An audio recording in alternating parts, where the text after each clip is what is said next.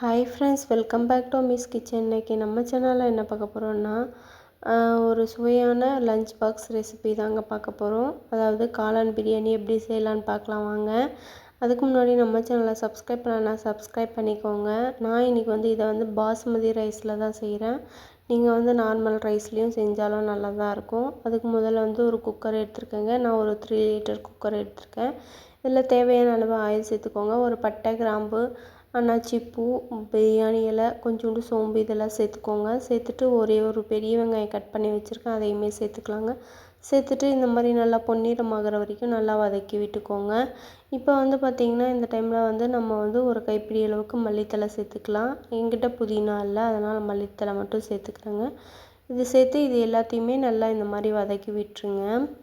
வதக்கி விட்டுட்டு நம்ம என்ன பண்ண போகிறோன்னா ஒரு 2 டேபிள் ஸ்பூன் அளவுக்கு இஞ்சி பூண்டு பேஸ்ட்டு சேர்த்துக்க போகிறோங்க.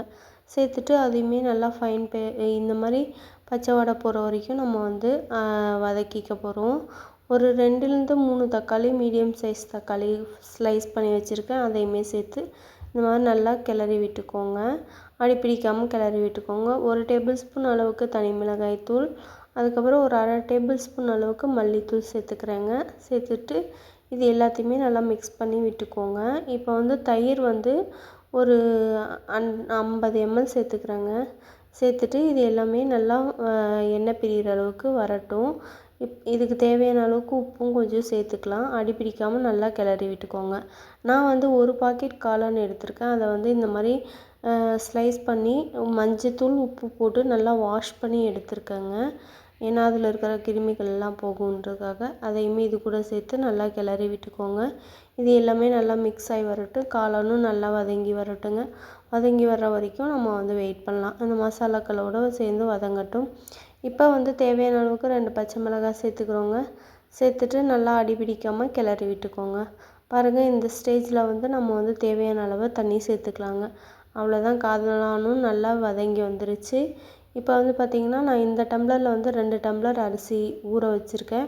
1/2 அன் ஹவருக்கு முன்னாடியே ஊற வச்சுட்டேன். அதில் ஒரு 3 டம்ளர் தண்ணி சேர்த்துக்கலாங்க.